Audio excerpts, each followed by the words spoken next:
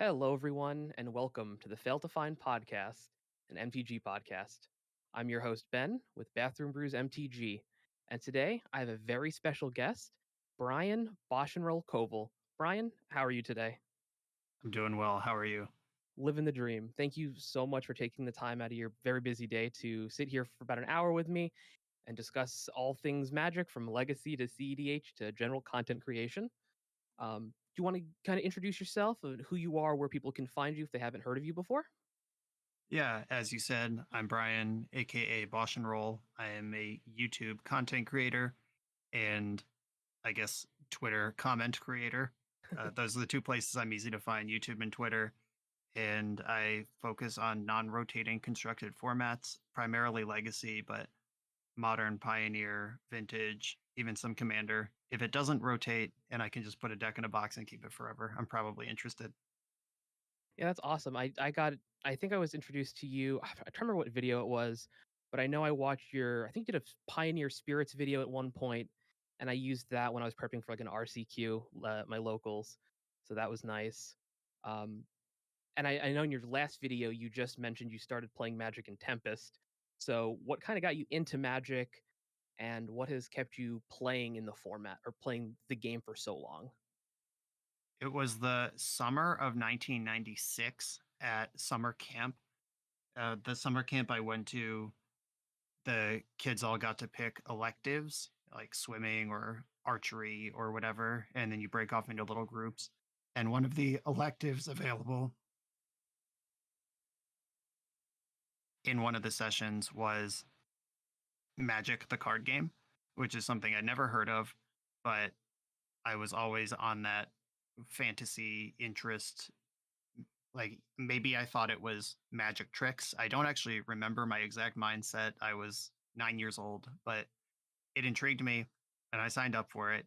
And the session was actually full. It was very popular apparently, but the counselor who was running it gave everybody who couldn't get in a sorry pile of cards. It was just a bunch of stuff from revised probably, Okay. which is it was yeah, it was third edition, but not third edition where there could be Moxen. I remember Reconstruction was in the pile of cards he handed me, the blue sorcery that I think returns an artifact to your hand. Yep.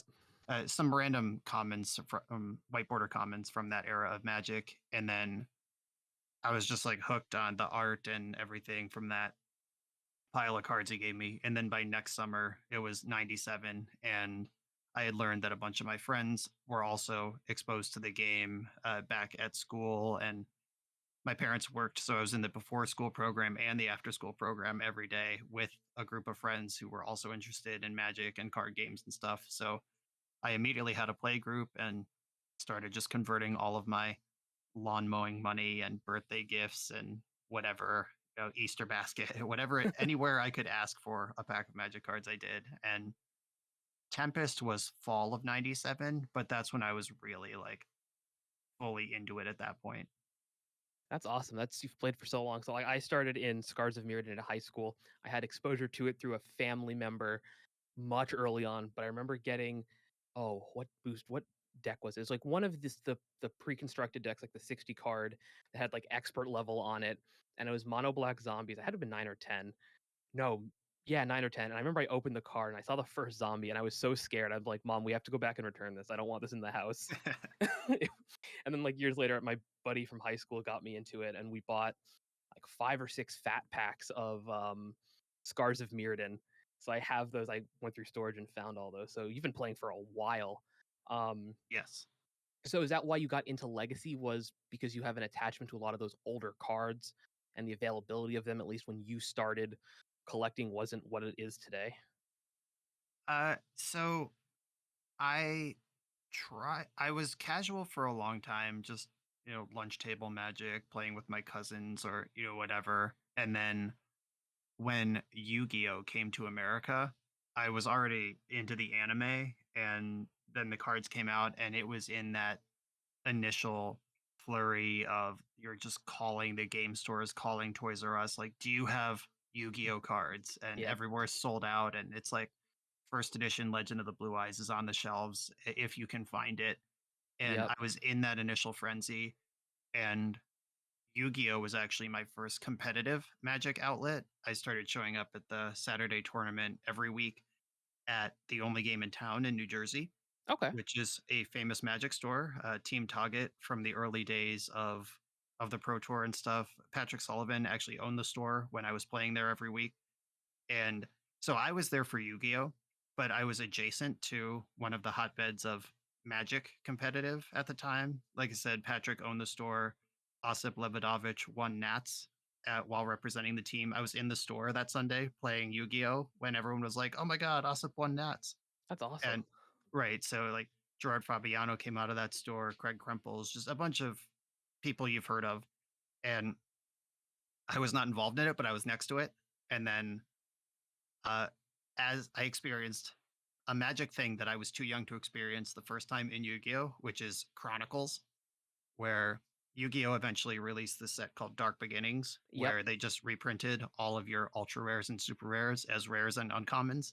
And it nuked the value of my collection. And I didn't like that because I had, as a 14, 15-year-old working part-time in the mailroom after school at a local law firm, just scrimping my pennies, tournament winnings, having a play set of all the cards I'd want to have. Just as a kid, that's a big hit.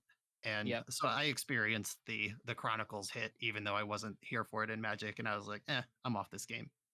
And then that was around the time where Mirroring came out.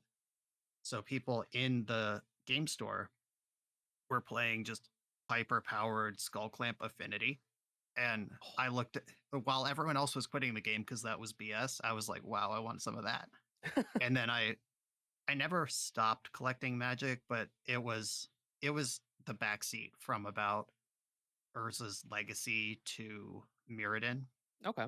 Like I didn't buy a lot of Masks block. I didn't buy the back half of Urza block. I remember buying Urza Saga when it was new, and then I remember buying Mirrodin.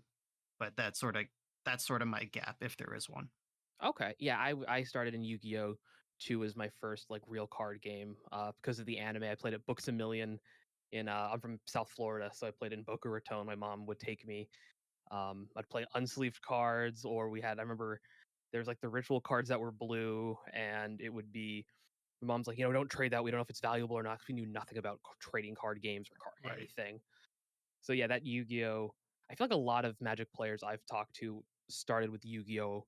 Or Pokemon because of the animes, and then it switching into Magic as they I don't want to say grew up, but as they were ex- trying to delve more into like the card game genre and kind of just Right. Yeah. found it. I was certainly into Pokemon too. I had blue version on my Game Boy when it came out.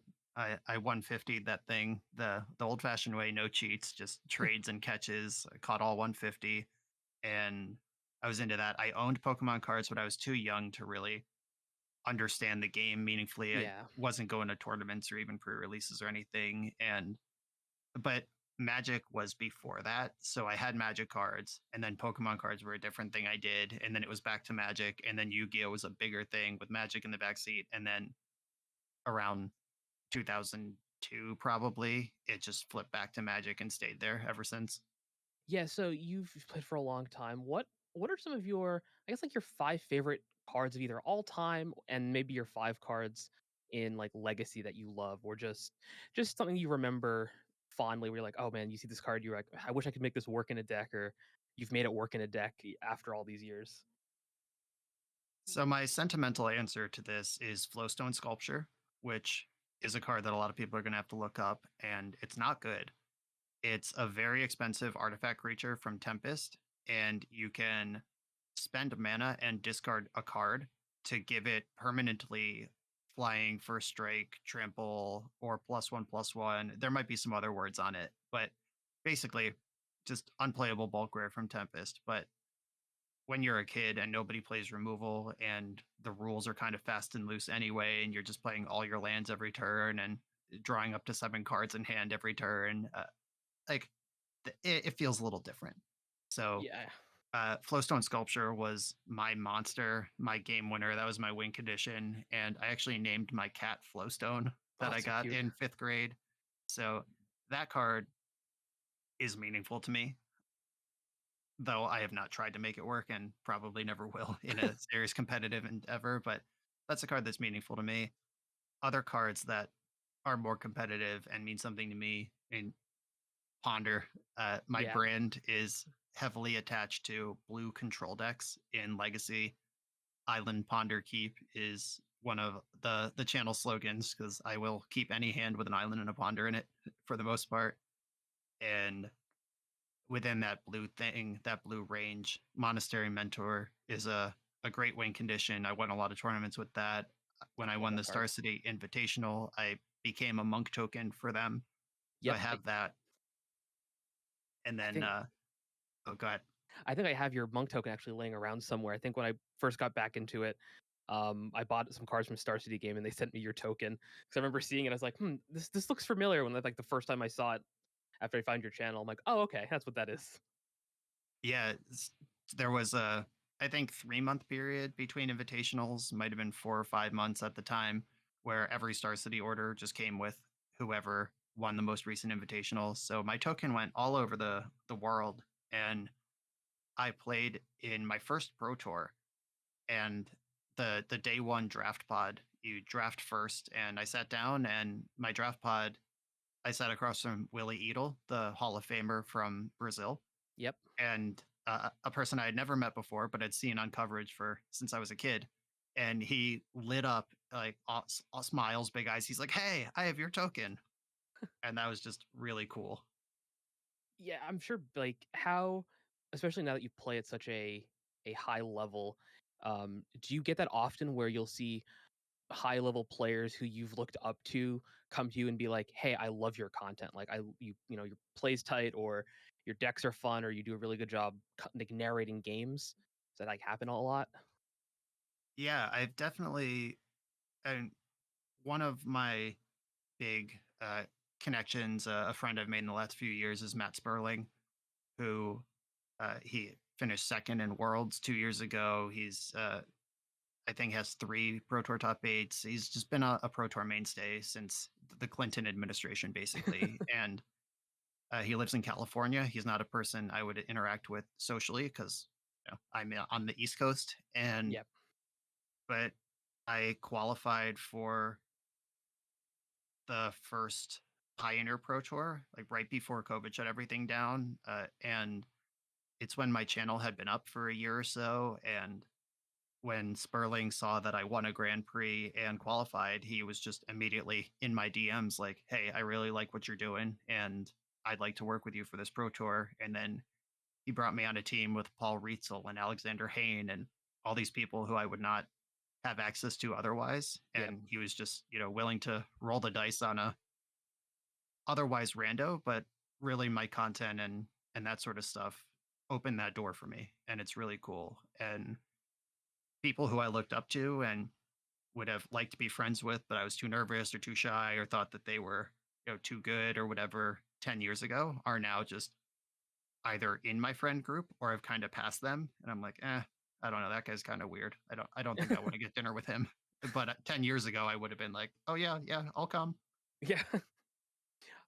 Do you find that the obviously playing Magic for a living helps make you a better Magic player because you're doing it 8 hours, 9, 10 hours a day sometimes, I'm sure.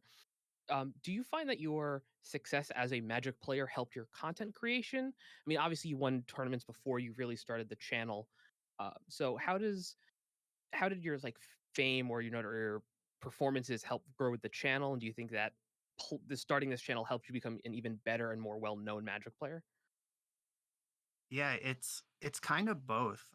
When I was looking into the idea of starting streaming, like I am 35 years old. I'll be 36 this year, and my channel is 3, maybe 4 years old.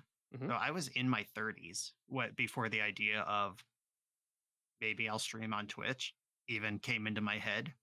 And I was just sort of at a spot in my life where I was looking for some other outlet, whether it's just creative or social, or there was always that hope that maybe it'll make money one day in the back of my head. And I was doing research on how to be a successful streamer.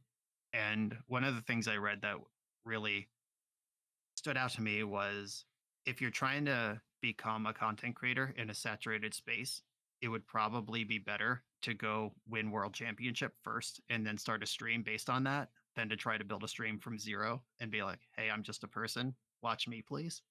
Yep. And they were talking about League of Legends or StarCraft or Yeah. like these absolutely massive games, but Magic has the same sort of problem. Especially, I started streaming, I think it was 2019, so maybe 4 or 5 months before COVID hit, and then everyone had a webcam, everyone at Spell Table, also the MPL started around the same Yeah. time that I started streaming, and now the 32 best players in the world have to stream as part of their job. So immediate injection of serious competition into the space, and there was it was kind of challenging there. But as far as like having this SCG monk token, a lot of people have to pay to get art made for their promotional stuff. Like I messaged Pete Huffling, who owns Star City Games, on Facebook, and I was just like, "Hey, I'm starting a stream. Is it okay if I use this?" And he's like, "Yeah, if it's for promotion, if you sell it, uh, Yeah. you owe me something, but like, for recognition, go for it." So it was nice of him to give me permission to do that, and I just plastered that everywhere. Just and like you said, like you had this thing in your collection because you just randomly ordered from Star City Yep. that year where it was in the thing, so that helped. And then I actually won Vintage Champs like 2 months into streaming. I could immediately pivot from 2 years ago's SCG Envy winner to the current reigning Eternal Weekend Vintage champ, and that really helped as well. And I actually got into a groove where a lot of the big streamers have been there for a while, like Michael Jacob, Caleb Durward, Jeff Hoogland. Like these guys, they don't even go to tournaments anymore. It's just, why would I do that? It's like 3 or 4 days of travel. It's the Yep. cost of traveling. You could stream for 36 hours during that time. You could record 5 or 6 YouTube videos in that time, and the opportunity cost is huge. And content, once you're at that level, just pays better than winning the tournament would. And I kind of hit that where it was like going to FNM. Like I haven't been to an FNM in 4 years because that is kind of wasted time, as sad as that is to me, but it's true. And any sort of tournament, like just yesterday, actually, there was a quasi local legacy duel for duels. First and second got like a Bayou and a Taiga. And 3 years ago, that would have been my bread and butter. Like, yeah, let's go win a Bayou today. But I was like, I should record a video, and I just didn't go. And that's just like a weird calculation. But then on the flip side, just a couple weeks ago, I won a Star City Legacy 10K, Yep. and that comes with so much publicity. Like I released a video, my testing video with the deck that I won with was one of my better videos recently. My I love tournament that video. report, yeah, my tournament report was one of my best performing videos recently. And I think I've gained something like 50 Patreon subscribers since I won that tournament. That's Because awesome. yeah, just between Twitter and my videos and Star City retweeting me and stuff. And it's just like, yeah, I post all of my decks before tournaments in my Patreon Discord, and people can just have them. If I've bothered to write a sideboard guide, that'll be there too.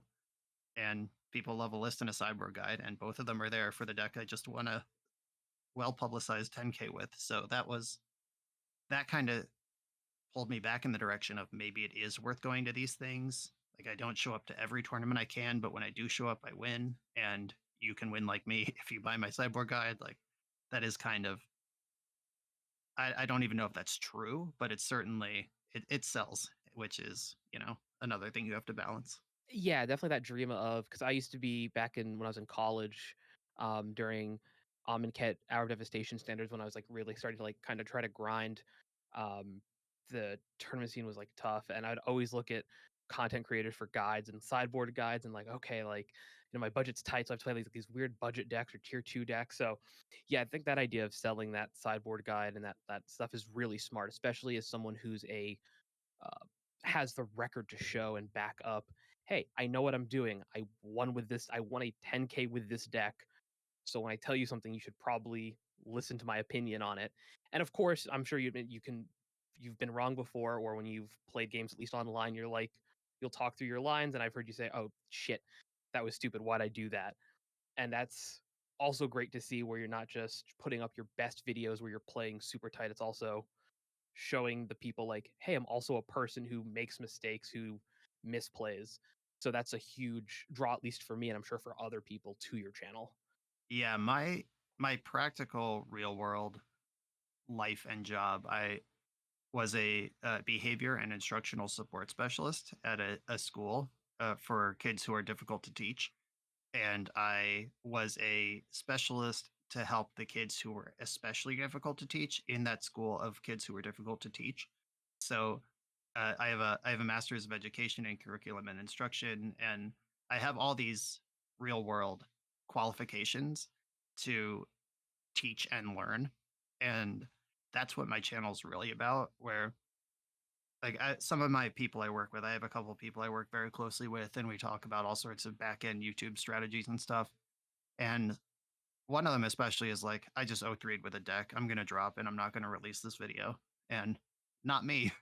I spent the time O3ing with that deck. I'm gonna play the last two rounds, O5, and we'll talk about what went wrong and we'll Yeah. learn from it.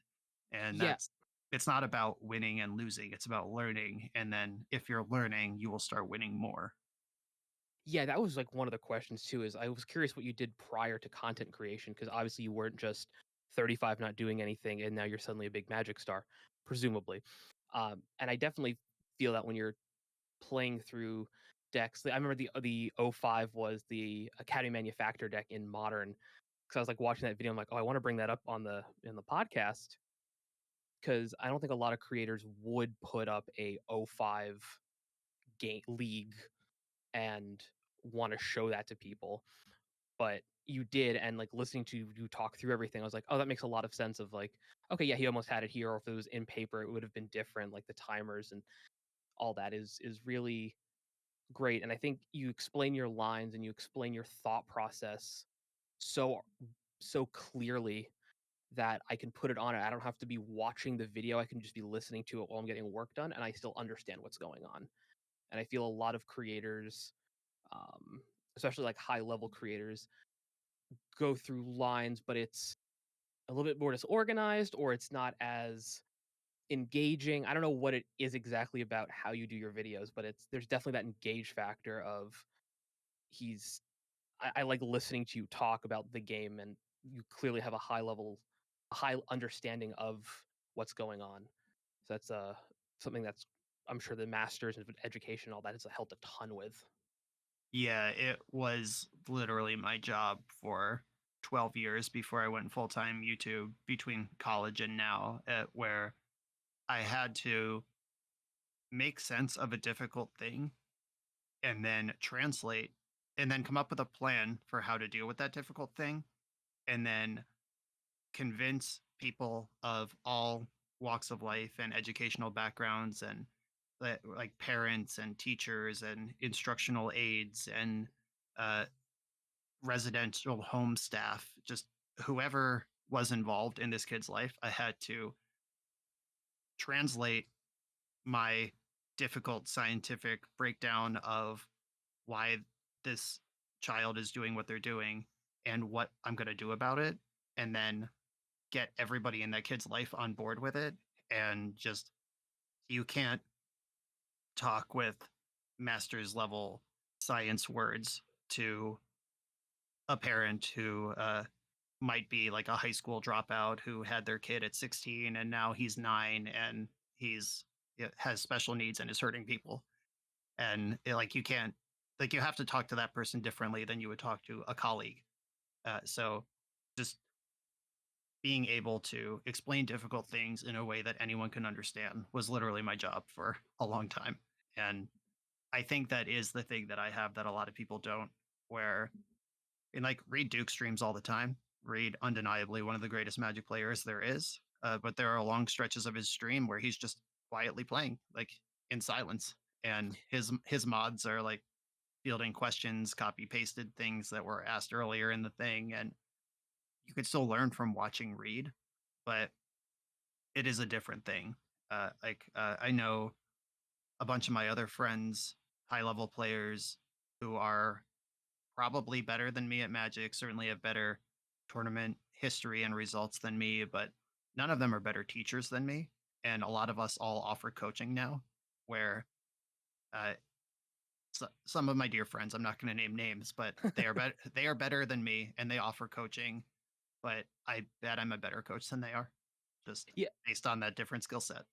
yeah, that's like one of the things I think that really sets you apart. And a content creator I follow, um, he always gets questions like, "How I want to start streaming. I want to start making YouTube. What do you bring to the table?" The first question you need to ask is, "What do you bring to the table that no one else does? Are you the best player? Are you the best? Are you the funniest? Can you teach the game?" And yours definitely feels like you said, the teaching and the coaching aspect of it is so so good and so engaging.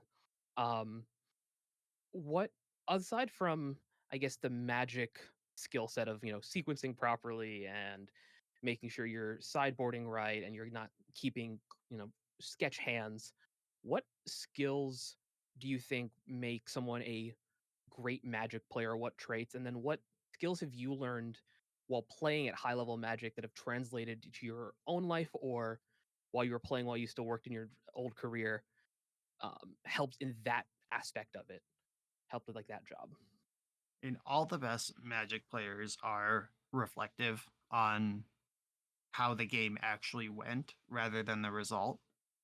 Like the term results oriented thinking is kicked Mhm. around all the time, and it's a buzzword that people say where it's like, you look at your 7 card hand and it's like, oh, if this had the second land, it would be great, but it's a one lander, and you decide to mulligan, then you peek at your top card and the land was there, and you're like, oh no, Oh, like now you're tilted. that sort of thing. Like there's people with strong opinions of never look, and whatever. You'll get results oriented thinking, or someone who plays bad and wins anyway, which is a thing that happens in Magic all the time. Especially Commander. Right, right. Uh, well, and like those sort of situations where, like, if I stand up from a match and one of my friends who I trust was watching, and they're like, "Hey, on turn 3, I think if you had, lightning bolted before combat, you could have pushed an extra 3 damage and got that game over a turn earlier." I'm not gonna be like, "Yeah, well, I won, scoreboard." Yeah. I'm gonna be like, "Okay, what was the spot? Can you remind me, like, what was going on there?" And we'll talk it out. And they're not always right, but at least if they are right, I get to learn something. If they're not right, I get to teach something, and I get to reinforce the thing that I did right by saying it out loud to someone else. And just win or lose, the whole like, oh yeah, well I got mana screwed. It's like, well, you kept the hand. Yeah. Did you mulligan correctly? Did you ponder correctly? Did you brainstorm correctly?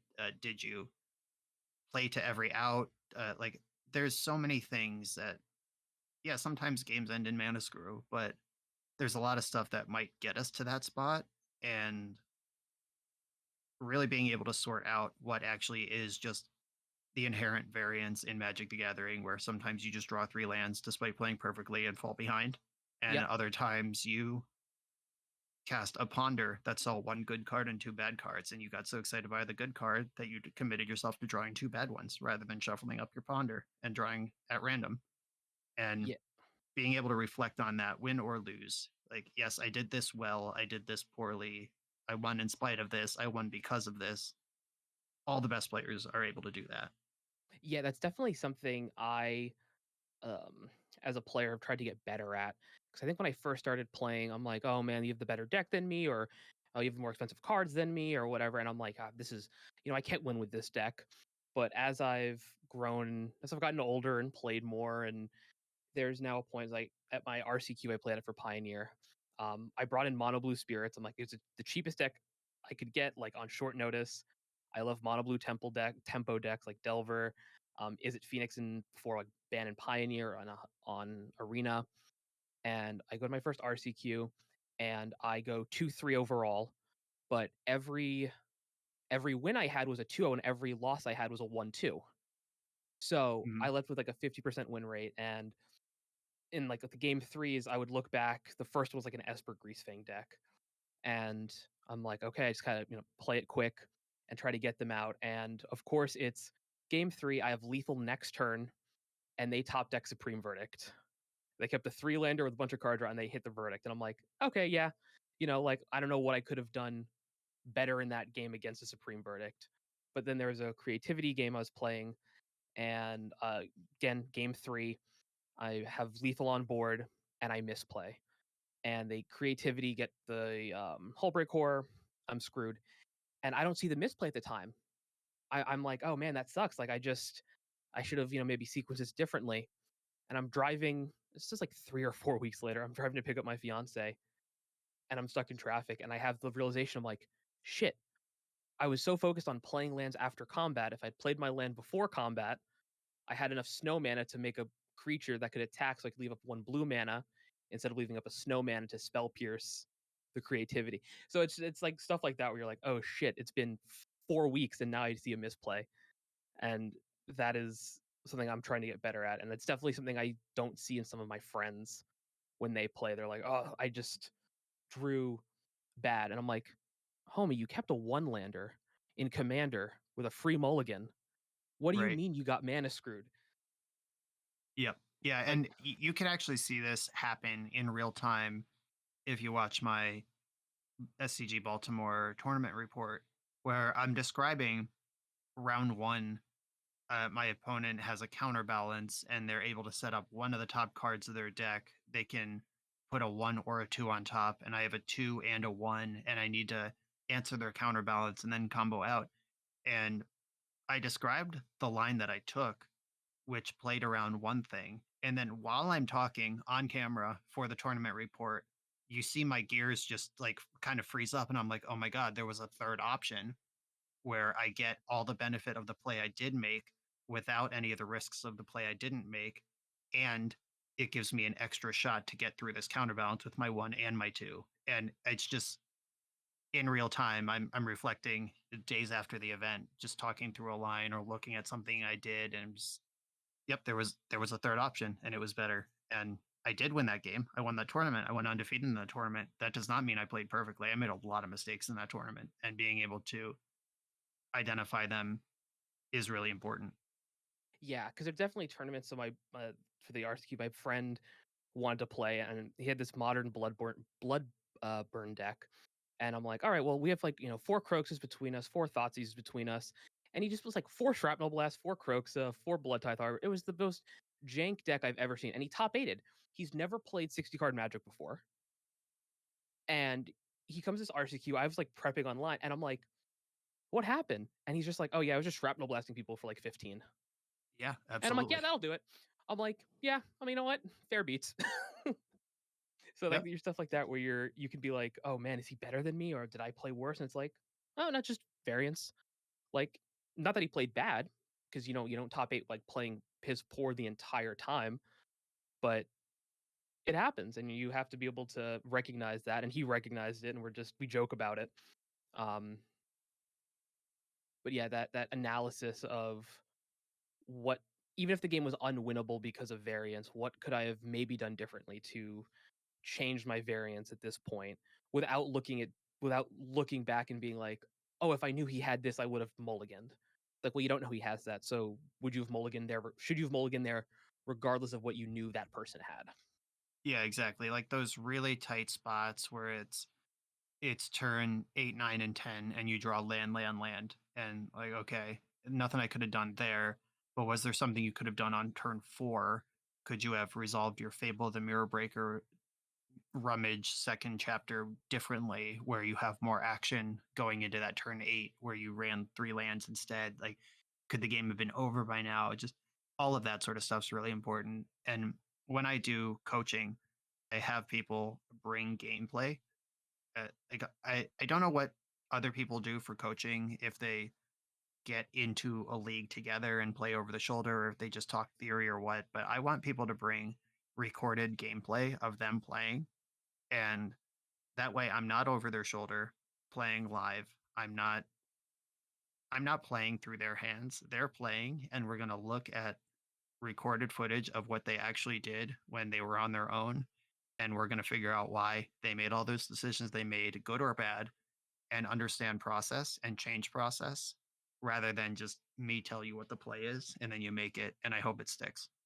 Yeah, I think one thing that's also really good about how you do it, where you have them bring recorded games, is someone might make a decision that is correct, but like you said, the process of how they got there is flawed or wrong. And it's like you need to be able to correct that because it might not be right 9 out of 10 times. And this one time it happened to be correct, but in reality, the other 9 times you've done it have been wrong. Uh, so I think that's really a good way of Yep. like doing it. Yep. Absolutely. So how do you got into CEDH? I know. I think it's seemingly more recently.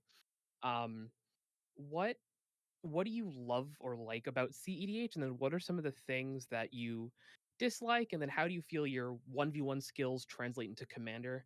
Because my thought is, I think if you only play Commander, I think you become a worse overall Magic player than if you just play 60 card Magic. But I don't think if you just play Commander, you're like a bad Magic player. I gotta word it where I don't think you're just bad at the game if you just play Commander, but I think it does make you a worse player overall compared to like 60 card Magic.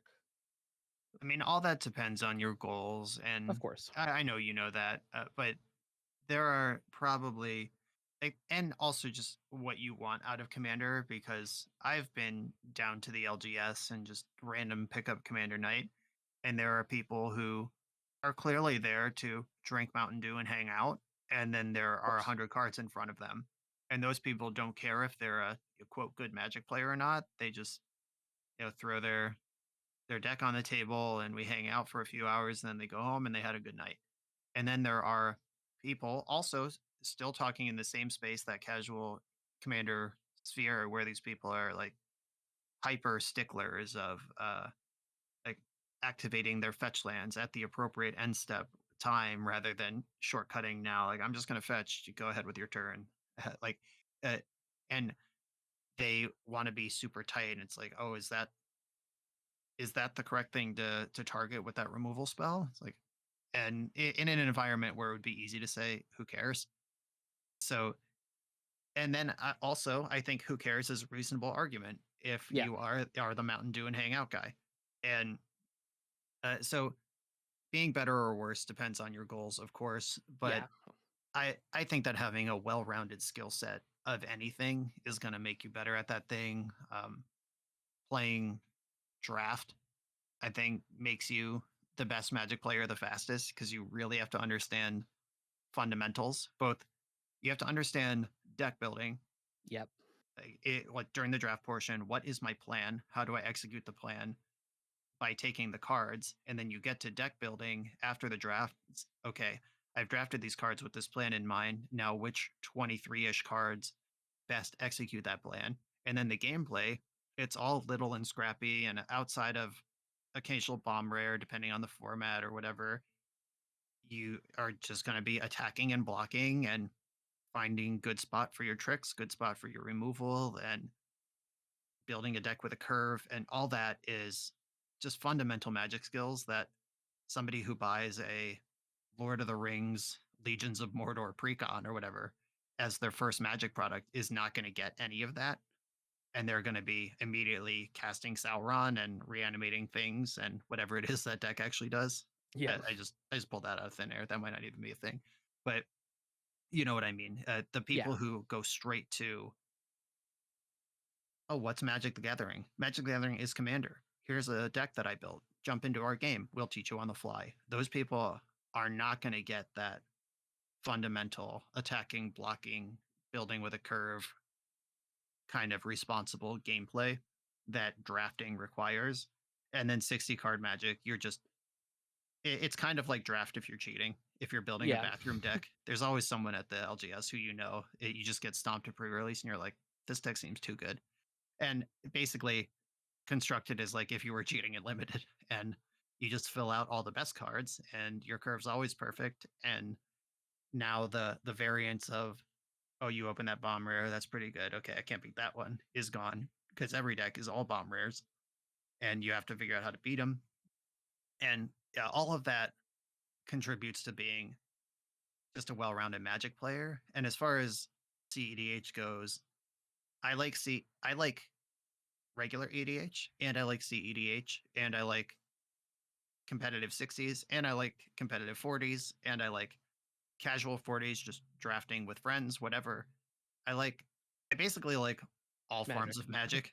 And as far as CEDH, I like the dynamic of having four players at the table. I like the dynamic of solving not only the puzzle of what does my opponent have, but what do my other two opponents have that could help me deal Yep. with the my third opponent. And CEDH, it's not really 1v1v1v1. It's a series of 3v1s Yeah.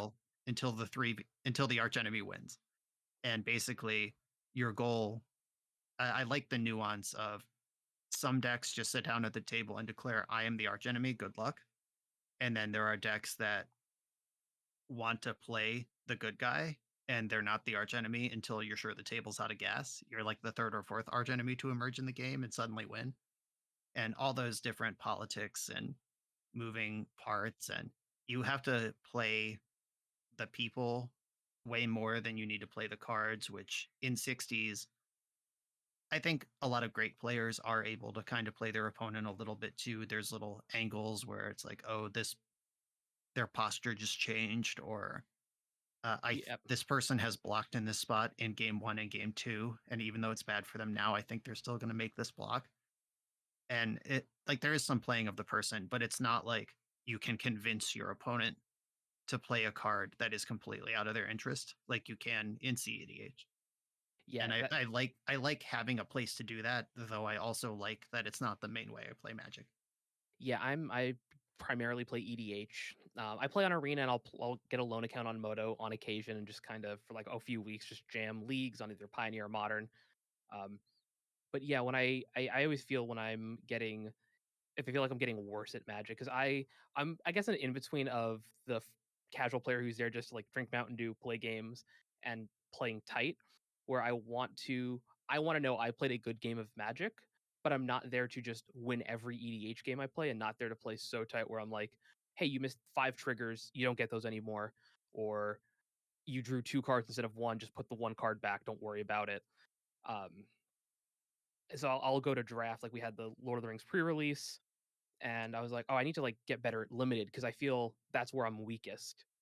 And I was like, "Alright, I gotta remember I need to enough creatures because I was gonna put a blue-black deck together, and it had, like, I think 11 creatures in pre-release, and the rest of the cards were, like, a mass spells." And I'm looking, I'm like, "This curve sucks. I have no creatures." So I went 5 color because I have the fixing, I can splash, like, these 1 colors, and I almost went 3-0. I went 2-1 with, like, a pretty close game, and that felt like I leveled up my gameplay a little bit where I was able to identify a better strategy that I would have just thrown off and been like, "No, this isn't good. I'm gonna do this instead. I'm gonna just play my colors." So that felt like a level up in like limited, which is a like you said, like a great way to get good magic fundamentals. Right, and that's that deck building, what's my plan decision that I Mhm. was mentioning earlier, where that's constantly the battle, especially in sealed deck, where you get less control than you do in draft, where it's do I build for consistency or for power? Do you play that kind of questionable one and two drop to try to curve out once in a while, or does your curve start at three and it's just all the best cards in your pool, and sometimes you won't have the mana to cast them, but when you do, you're going to win? And just knowing when to reach for that and when not to. Do you build two decks? Like all I've of done that. that. Yeah, we all have for sure. And Sideboard a decking. yeah, exactly. Like you play the five color deck, but then you sideboard into blue black tempo if your opponent has a better five color deck or something. Yeah, just knowing how to do that, knowing that those options exist is all important. Yeah, and I feel like that's one of the hardest skills to just at least for me to teach like my friends because I'm not a I like to think I'm maybe slightly above average magic player. And I have friends who are only commander players who but enjoy limited.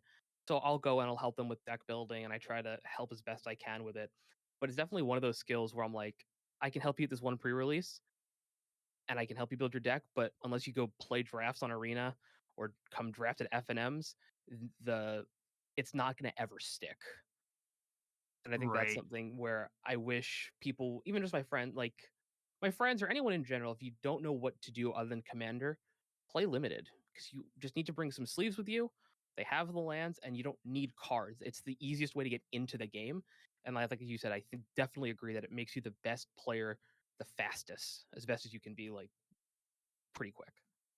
Yep. And a couple important things in what you just said. Like it's the classic give someone a fish versus teach them to fish. Hmm. The do they have a skill or do they have a fish? And like my partner has asked me a few times. She's just like, "This is such a big part of your life. I don't even know how to play the game. You should teach me." And I'm like, "Okay, uh, when you want to learn, come and tell me." Like I don't want it to be a passing thought. I don't want to hound her and make her, sit down and do a thing that I suspect she won't like. Just knowing her, Yeah. but and even if I were to just spend a couple hours teaching her how the rules work or whatever, that's not enough to actually know Magic in a meaningful way. And honestly, when people are like, "How do I start Magic?" I'm like, "Download Arena." Yep. There is a tutorial that is free, and it'll just happen, and it'll teach it better than you. And it's set up in a digital space where everything is lined up. And this is literally designed to do this rather than me trying to go in my collection and build the two simplest decks I can think of that will still be more complicated than I think they are because that's how Magic is. Yep. Especially if you've And played for as long as we have. right, exactly. And it's it just it I've told her like here's Arena. It's already on the computer. You could start an account, run through the tutorial, and then tell me if you liked it. And I just I just put the honey out in the trap, and she has not once walked into the trap. So just there are people who want to learn something, and then there are people who are just doing something to pass time. And Yep. it's okay to be either of those people, but Of course. knowing who your audience is important. Like you can't just make someone care in a way where they're going to spend their own time being good at something Of course. the way that I have. Yeah, and I think something that's really, um, I feel I'm trying to think how I feel about it because it's not a bad feeling. It's like you said, it's because Commander is a casual format. There's no wrong way to play it. So I have one of my friends who every time we play Magic after 3 hours, he's like, "Okay, cool. I cannot play this. I don't want to play this again for another like 3 weeks." And then there's me who Saturday played 12 hours of Commander, and then on Sunday played more Commander, and then played D&D. And on today, I'm like, man, I just want to play some more Commander right now, or just I want to just jam Magic. Yep. And he's building a Nashi deck, like Sultai Rats, and it's just this jank thing, and I love it. But it's seeing someone like that who just loves this weird idea of a deck that will be fine, but not great. But seeing that passion in that is I love seeing that in people who play the game. I love seeing I don't care if you're a casual player, I don't care if you only ever draft or only play Commander, like that being able to talk to someone who's passionate about a thing is so cool. And like with my fiance, I've tried to get her to play Magic. I have like the arena starter decks. She's not into it. She's like, it's too much. It's too much word, too many rules. She's like, I don't. But she loves the Pokemon card game. So I'm like, okay, well we can play Pokemon together casually. Right. And it's yeah that teaching someone who doesn't want to learn, they just won't learn that thing, and that's okay. Yep. And the thing you just said about the person who played Magic for a couple hours and it's like, I don't want to see this for a month.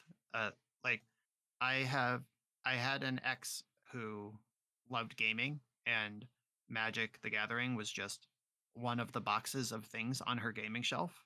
Yep, And, on game night, it's like, okay, we can do Settlers of Catan, and then we'll do one game of Commander, and then we'll play uh, Stratego or Clank or whatever. And then that's the evening. And that's a very different way to engage with the game than where it's like, no, I think about Magic at all times. I wake up and I'm like thinking about a deck and I go to sleep and I'm thinking about a deck, and I would like to play Magic in between. And the way I keep from burning out is just I have all these different ways I play. Like to me, Legacy is a different thing than EDH, and EDH is a different thing than CEDH, and those are all different things than Draft. And just like, oh, I need a break from Magic, so I go play EDH instead of Legacy. Yeah.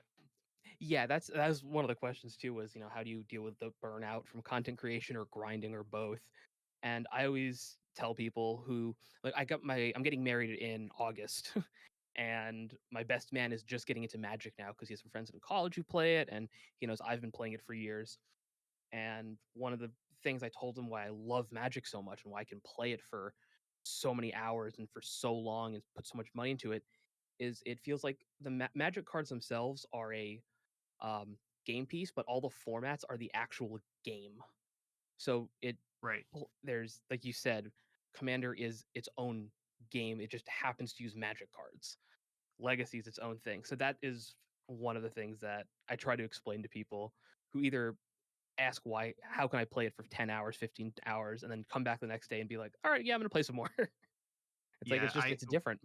On my podcast, Eternal Glory, we usually talk about Legacy, but we do other stuff too. And a while ago, we did a hottest takes episode. And one of my hottest takes is that Magic the Gathering is not a game, it's a game engine. Yep. And Oh, I like that. uh, like I compared it to like the Unreal Engine that video games use, where it's like, uh, I like the Unreal Engine, and it's like, okay, are you playing like Borderlands, or are you playing like some other? I forget exactly all the games. I did some research to look at what games actually use it, but like, are you? That's just like the way that game pieces move in video games, and you can skate it however you want. And it's like, are you playing Animal Crossing, or are you playing some murderous first person shooter? And you can't just say like, I enjoy the Unreal Engine. It's that's like I've met people at parties as recently as the last couple months where they're like, "Oh, you're a Magic YouTuber. We play Magic." I'm like, "Okay, cool. What formats?" And it's like it's always Commander, Of course. and it's always okay, cool. Like, what stores do you play at? And they're like, "Oh, we just play with each other." Okay, then we're doing a different thing, and that's fine. But just saying I play Magic, it's not like you could say to someone, "Would you like to come over and play Magic?" without a lot of additional details. It's not like, "Would you like to come over and play Monopoly?" which means one thing. Yep. So it's a totally different. It's a vehicle for gaming rather than a game itself. Yeah, so I think a great example of that I had is one of my fiance's friends at work. She was like, "Oh, this he plays Magic," and I'm like, "Oh, great!" I'm like, "What format?" And I just have these lists of like 5 or 6 questions I sent her, and she's like, "Oh, I didn't ask all that," and I'm like, "Okay, yeah, that makes sense because you think Magic is Magic, you know." Right. And I talked to him. We end up going out to lunch, all of us, and I'm talking to him. I'm like, "Oh, so you play Magic?" Like, "Yeah, I play Commander." He's like, "But I don't buy any cards. I just print all my cards off the printer." Yep. And I'm like, "Holy shit!" The Mark Rosewater was right. People are just like that, and I forget that people don't engage in the hobby the same way that you or I might, where it's I started this channel because I was like, "Shit, I talk about Magic a lot. I think about Magic a lot. I read about Magic a lot. Let's just put my what I think out there." And that's not the normal way people engage with the game. Right. And especially me, I'm a full-time content creator where I'll sit down to a game. I'll go to a command fest or something, and I'll sit down with like, oh hey, I know you from the internet, I know you from the internet, and we get a game, and I have printed little business card things that have like some cool art on them and a QR code on the back that links to all my stuff. I'm like, hey, before we start, I'm BoshNRoll. I do this on the internet, and then all of my opponents will be like, oh yeah, here's ours too, and they pull out a comparable object, and in moments like that, I'm like, oh no, everyone's a content creator. The space is flooded. But then I remember that the people appearing at a command fest are kind of self selected to be there Yep. versus the person who is showing up the LGS who might not know that Magic YouTube is even a thing, or that Command Fest exists, or they bought one precon 6 years ago, and that's the deck they have, and it's just like, and just I'll tell the story because it just popped into my head. There was a person at the SCG 10K a couple weeks ago, and I kind of recognize them. They're one of these people who's very recognizable, even though if you don't know them. It's like a 6 foot plus tall dude, Yeah. pretty muscly, a bunch of tattoos, a really distinctive voice. I'm like, I've definitely interacted with this person before, but I don't even know their name.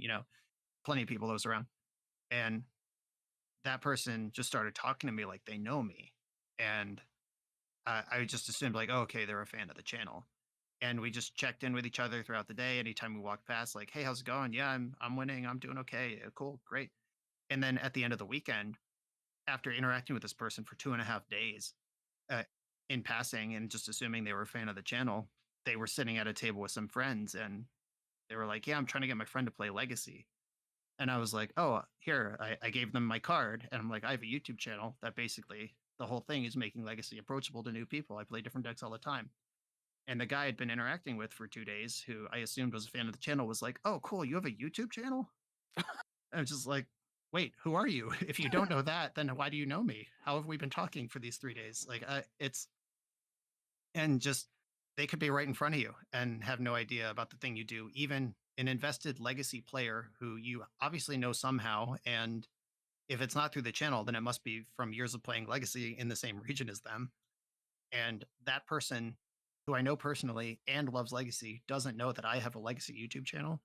It's just crazy that the way that these people just sort of sync out, and you feel like the the audience has reached its limit, but there's hundreds of thousands, millions more Magic players out there who I've never seen and probably never will see. Yeah. Yeah, that was so I started the channel just back in October. So I've only been doing this for several months at this point. Almost at 1,000 subs though on YouTube, so got that going for me. Nice. That's Um, a meteoric rise, actually. is there? Oh, I have no idea like what benchmarks are for stuff, so I'm always happy to hear that it's doing great. Because I started October with no. I mean, I had my friends subscribe to the channel and stuff like that, but I haven't been in the space ever. Yeah. Um, Yeah. and it was Clearing a just thousand is really good. yeah, I'm so close. Um, and it's just I came in and I was like, there's a lot of people who do this stuff, but I think I can make stupid decks that people like and have this skill. And then I go to MagicCon because when I went to Minneapolis, and it was every person was like, "Oh, hey, here's my card for my content. Here's my card for my con." And I'm like, "A, shit, I forgot to bring cards with me." And B, I didn't realize how many like creators were out there There's doing so many. this, Yeah. and I don't know any of them. I know Yep. obviously the big ones, but I think as I've started making more content, I consume a lot less Magic content. And I Yep. don't know if you feel that way, but I think you, MTG Goldfish, and that's it, are like really my two. Oh, and Loading Ready Run are like my three, and they're all very different channels. Right. Yeah. And I've experienced that too, where sometimes, especially at MagicCon, like I went to Vegas, Minneapolis, and Philly this year as a content creator for two of them, and as a person for one of them. And just walking around with your content creator badge, sometimes we were like, "Oh my god, it's BoshNRoll!" Like I was meeting Mark Rosewater for the first time. I just caught him in a hall, and I was like, "Hey, Mark Rosewater, amazing!" And like had a small conversation with him. And somebody ignored Mark Rosewater to be like, "Oh my god, it's BoshNRoll! Will you sign my Ponders?" And interrupted my conversation with Mark Rosewater to do that. So I have moments like that, and then I also have moments where it's like, "Oh, you're a content creator? Yeah. What's your channel? BoshNRoll?" And then just blank stare, like, okay, and then they just walk away. Yeah, I And had yeah, it's they're all over the place with that, and it's hard to really assess where you are in the space because it's just so disparate. yeah, it's I had that happen with, the Commander Cookout guys where they were at the fan the content booth where you were that Sunday. Um, and I was like, "Oh, I'm like, yo, you guys do content." I'm like, "Cool, what do you do?" And I'm just like, I've never heard of them, never engaged with their content before, and they were at the booth, and I was like, "Let me talk to them about this shit." And nicest people. And then for like you, I was sitting with I guess a coworker. He's one of the people I write with, and I saw you like eating, and I'm like, "Oh shit, that's BoshNRoll." I'm like, "Oh, I want him to sign my card." Like, but I don't know what to get. I'm like sitting there for 5, 10 minutes trying to figure out what I want you to try to sign, like what I want to ask you to sign. And I was like, "It has to be Life from the Loam." 'Cause I didn't bring Uro with me. I'm like, "It's Life," and that was like the dichotomy where I'm like, "Oh, I know this person, but I don't know this other person who's sitting here who also has people coming up to them and getting signatures." And it's such a I think that's what's really cool about it though, is you don't just have these you obviously have the few big creators like oh I forgot their name. Command Zone. Oh my Yeah, god. Josh and Jimmy, Yeah, I don't yeah. game nights. Game nights. I don't know how I forgot the name of the channel. You have like those big personalities who or LRR even, and then you're not small, but I definitely feel it's like probably more niche than a lot of the EDH channels, but Yep. it's that you can have so many different creators in so many different spaces and still find new fans to come into your channel, even if, I don't play Legacy ever. I just like watching you play Legacy. So Right. there's that Yeah, and in aspect of it, which is really cool. Minneapolis, I had a creator corner, which is like a spot they set up for creators to just be in one spot and you can advertise, come meet me for this hour. And I was just waiting for my hour to start. I was starting at like noon or whatever, and it was 11:50, and I was just drifting around the table. And whoever was in the booth before me was like, "Hey, come on over," and like gave me their whole pitch with this is what I do. And they had a little game set up where you can like roll dice and win a collector pack or a signed card from them or something. And I had no idea who they were. And clearly they didn't know I was just there for my turn in the booth next. And Yeah. it was just this, ships in the night where you're clearly at a Magic Con holding a creator booth, but we don't know who each other are. Yeah. I think I wanted to bring cards for like like, hey, I'm a new channel, like come check me out.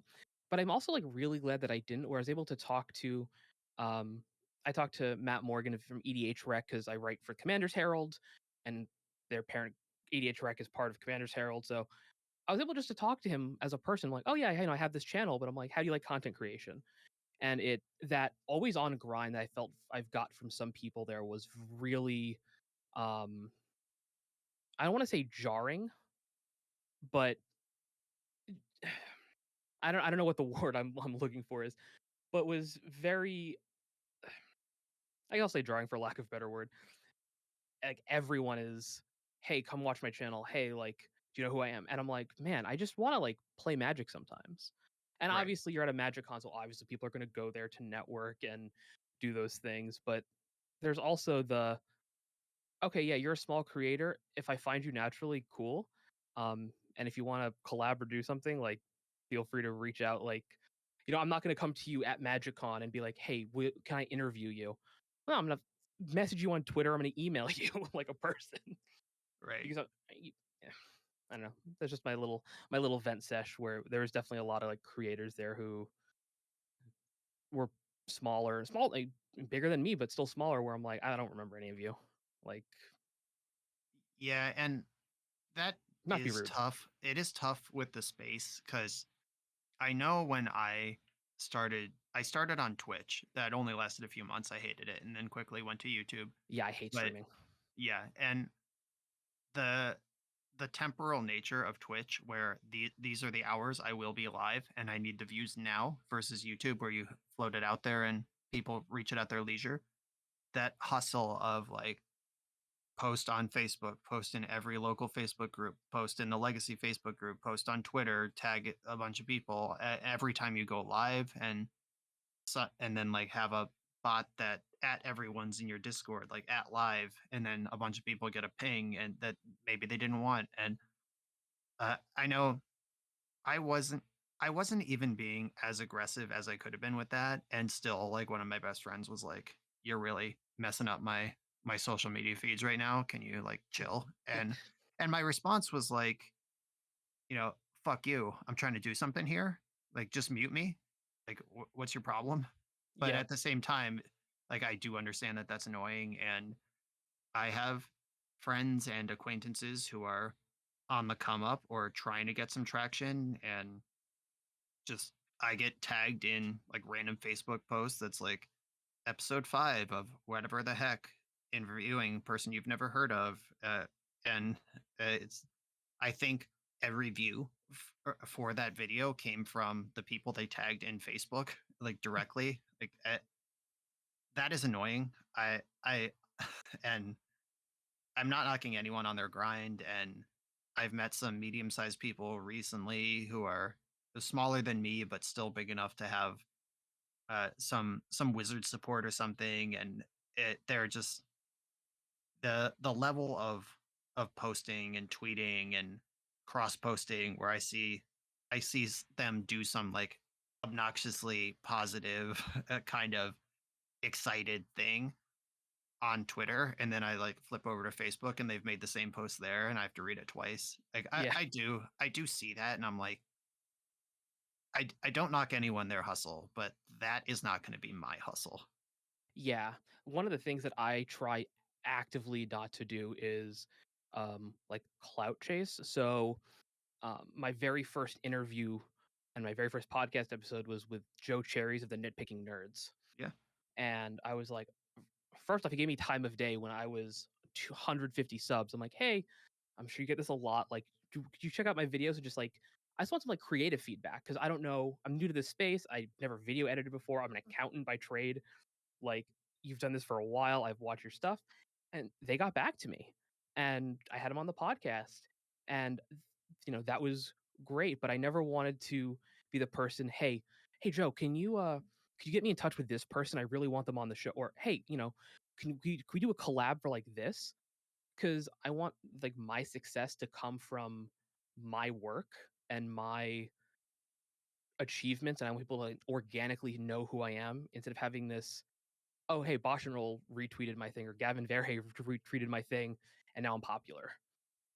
Right. Like Well, the I don't. trick is that doesn't work anyway. That's Yeah, not actually how any of this works. I actually, when I started, I was posting every video, like make a tweet, new video live in the various Facebook groups, like new video live. And once you have any traction on YouTube, that stuff actively can hurt much. Like I realized that not only is it not helping, but it's actively hurting. I Because noticed that. yeah, what happens is you get a burst of what I don't know, like scale to your audience, like 50, 100 views right away. And then those that tweet floats down the timeline and people stop clicking on it. And then YouTube is like, oh, this video is not as popular as it was 2 hours ago. Maybe we shouldn't be recommending it to people. The algorithm sees that burst of activity, and then the quick decline of activity, and then it doesn't do anything. And YouTube wants as many people as possible to watch your video because they make money when you make money. And the idea of like, I just haven't hit the algorithm, or YouTube's not promoting me because I'm not big enough. It's not true. Y- YouTube is actively vested in getting everybody as many views as they can. And if you're not hitting the algorithm and you're not getting views and you're not getting bigger, maybe there's something wrong with what you're putting out. And y- YouTube doesn't know who to give it to, or people are watching it and they don't like it. yeah. So I've noticed that like recently. So my first two videos were whatever. My third, fourth, and fifth videos all got over 1,000 views. I'm sorry, fourth, fifth, and sixth, and I don't know what happened. And then after that, I made another video and it didn't do nearly as well. And then I did one video that did really bad at the beginning, but every day since I posted it back in December, it's gotten at least one view. So in 24 hours, I had like 100 views, and now it's at 1,300. But I noticed that for um, videos that once I started releasing videos with my articles, for because I'll use my articles as my script, so I'm kind of killing two birds with one stone. Yep. Um, if I didn't if I posted the article and the video together, usually people who are on Reddit like the written content. So my video wouldn't get as many very early views in the first, 4 or 5 hours, but I'd come back to it and I'd check and I just see the impressions and the views just skyrocketing. But if I throw a video on Reddit and it does really well in the first 8 hours, it's gonna do shit the rest of the time it's live. So I've stopped posting videos on Reddit. I'll do it on Twitter days afterwards, just if it's not doing great, maybe to try to put some life back into it. But I've noticed that where if it goes on Reddit, because either people are skimming through it, so your like watch time isn't as much. So YouTube's like, okay, we don't, people aren't watching your whole video or watching only 30% of it, so we're not going to recommend it. Um, and it's stopping that has helped. It helped initially to get like people noticing me, but now that I'm at a point where I can get 1,000 views without posting it on social media, I do that, and that's been Yeah, helpful. absolutely. Just let the algorithm work. It's built to do that. It's going to do it better than you. And posting on social media only gets as many views as you have followers, really. I mean, Reddit's kind of more open, Facebook groups are kind of open, but like if you tweet, like my Twitter is pretty big. Like I'm at like 8,500 followers, but I want my videos to get 20,000 views. So the even if every single Twitter follower clicks on it, It's that's not not enough. even close to what I want out of a video. And YouTube has access to billions of human beings where if it has any inclination based on patterns of watch or what tags I put in or what words I use in the description that a human uh, in Madagascar or someplace that I'll never meet might like this legacy video, YouTube can put it in front of them. Yep. And there's just you don't need to do that to yourself. Yeah, that's something I learned, like that was more recently too. This is in the past, like, month and a half, 2 months. I noticed the trend, and I was like, "That's super weird." Um, and yeah, it's the content creation game is definitely a wild has been a wild ride. Like, I have had some friends who started a gameplay channel during COVID, popped off, got 5,000 views or 5,000 subs, like, really quick, and then they just, like, stopped doing it. Or Casually Competitive was a channel I remember watching that blew up seemingly overnight. And it sucks seeing channels that do that and then just stop from either like burnout or just production time on videos. And I've noticed on YouTube, one of the things I mentioned earlier, but really sucks, but is also kind of great is low effort content that's like quick does really well. And long form content, for at least on my end, always does poorly. Have you found that your hour long videos, you have like you don't have to tell me obviously exact numbers, but do you have like good viewer retention throughout all of your videos? And do you think that's just because of your who your audience is, where you're like, oh yeah, no, someone's gonna sit down and watch me play a 5 game league of stuff with breakfast.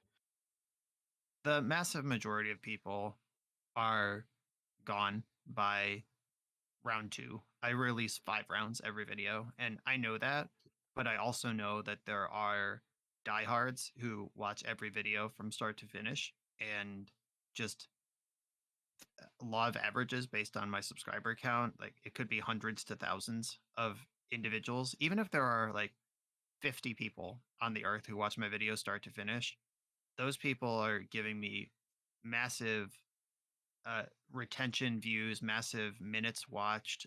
They sit through every single ad, which turns into money for me.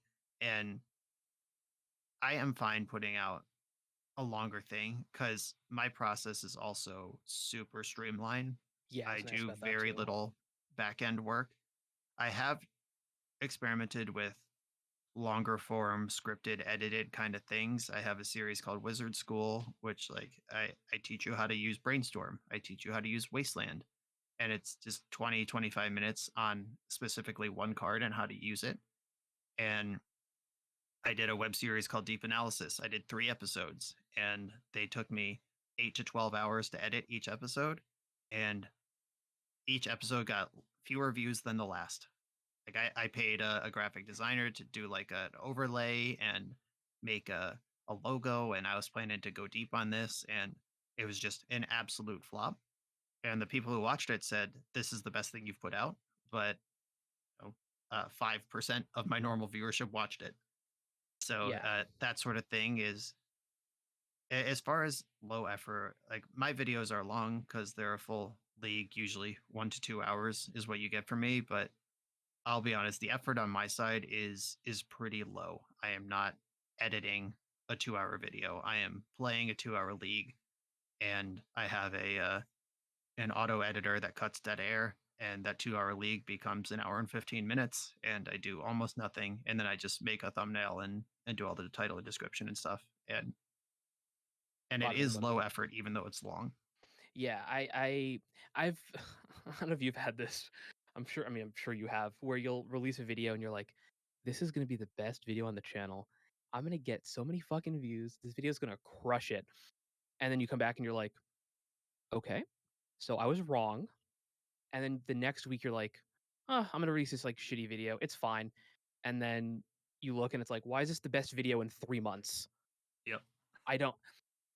Yeah, that's how I feel. Like the podcasts I do because they're I really don't edit these at all. I'll throw them through an audio filter and I'll do my After Effects render and I'll leave that running while I go to sleep. Wake up, throw it on Spotify, throw it on YouTube.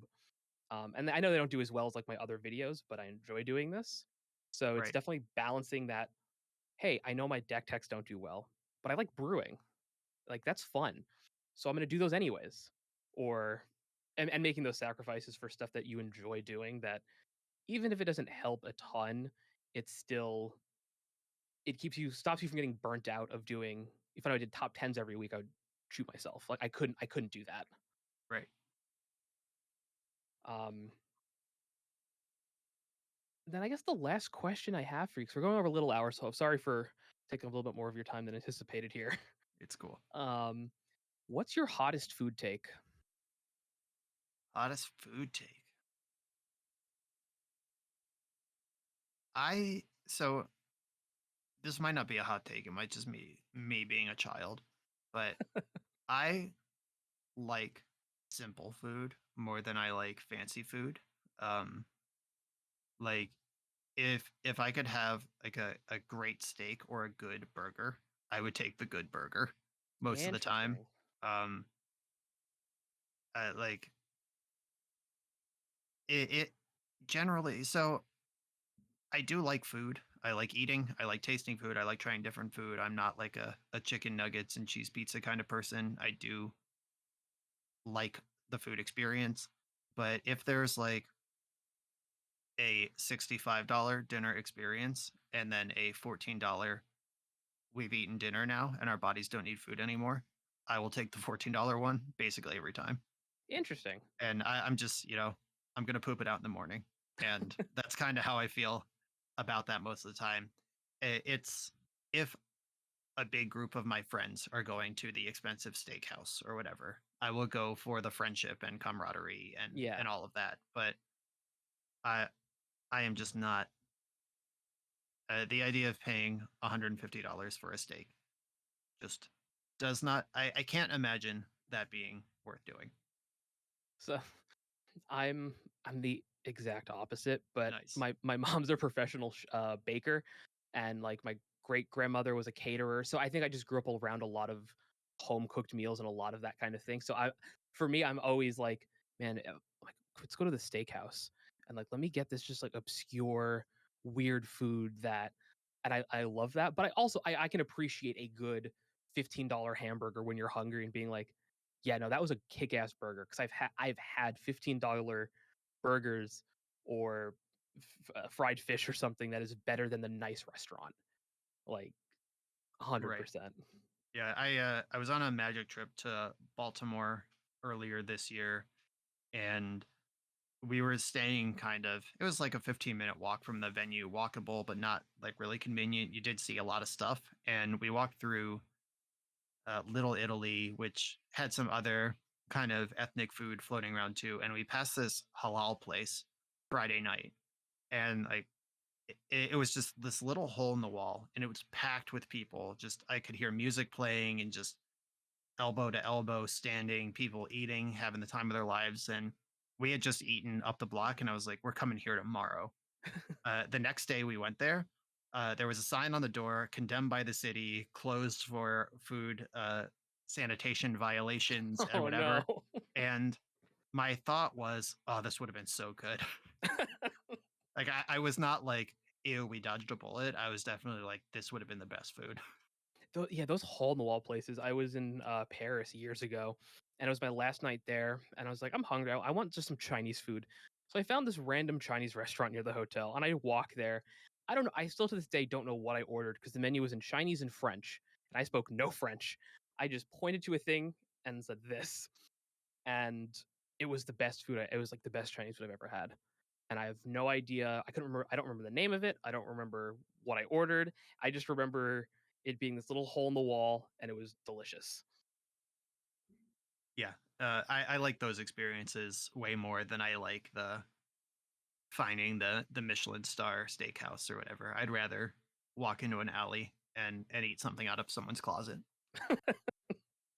Well, listen, if you want the alley of Magic the Gathering content, you can always check out my channel. No, Perfect. but thank you so much for taking the time. A little over an hour here, but I really appreciate you coming on and talking, and loved hearing your thoughts and everything. So thank you so much for getting back to me on this and being able to do this. And um, yeah, just thank you.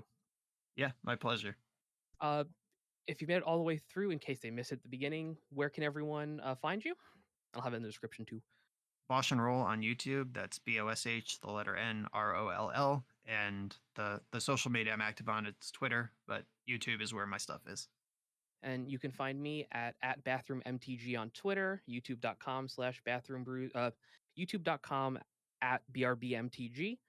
And this has been Ben with the Fail to Find podcast and Bathroom Brews MTG. And remember, always wash your hands.